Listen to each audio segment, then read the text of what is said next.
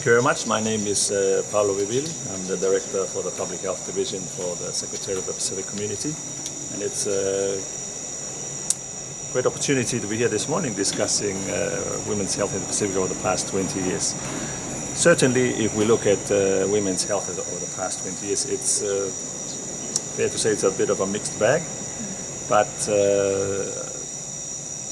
there has been some progress in many areas. If you look at mortality in general, for some Pacific Island countries and territories, the life expectancy for women has gone better over the past 20 years. Unfortunately, for some, it has not got better, but by and large, you are seeing some improvement in life expectancy for women. If you look at the maternal mortality rate, deaths from women during pregnancy, this has got better generally. Unfortunately, the rates are not improving as well as we could have. Certainly much better for some countries again compared to others. In place of systems for women, many countries have well-developed maternal, newborn and child health programs, particularly in the primary health setup. And so, by and large, there's availability of services for women. Of course, this means there's better services for delivering babies for much of the population.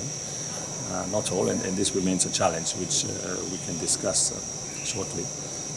And you know, there is improved midwifery services for many countries, and as such, women have access to better healthcare services, particularly when we're looking at the reproductive health services. What would you consider is the most pressing challenge, or an upcoming one? Well, I think changing social and cultural norms to gender issues in the Pacific is still the major challenge. And while this is not specifically a health challenge, it has strong implications to how we address women's health in the Pacific. And so there needs to be some work still on changing the mindset and looking at gender and health issues as a human rights issue. And you know, cultural views in the Pacific is obviously different to different cultures, but nevertheless is similar in the sense that often the way women are perceived in the Pacific does not really help us as we move forward in trying to address women issues. In terms of specific health issues, unfortunately the total fertility rate in the Pacific is still very high, and in some Pacific countries among the highest in the world. As a result, you know, you have a lot of children being born, sometimes due to unmet family planning needs, and a lot of unplanned children are born, and affects women and the children both at the same time. The quality of antenatal care, I touched on this a little bit earlier.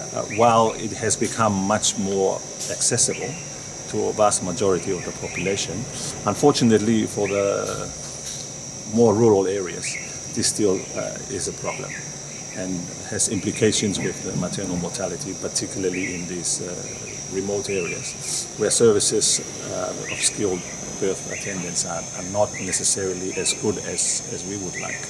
So these are some of the areas that remain a challenge, but certainly there's a strong political will, but social and cultural norms is, as we know, needs time and work to work on. And eventually we are seeing changes, of course, in these areas in many places, and there is progress, but nevertheless remains a challenge for many Pacific countries.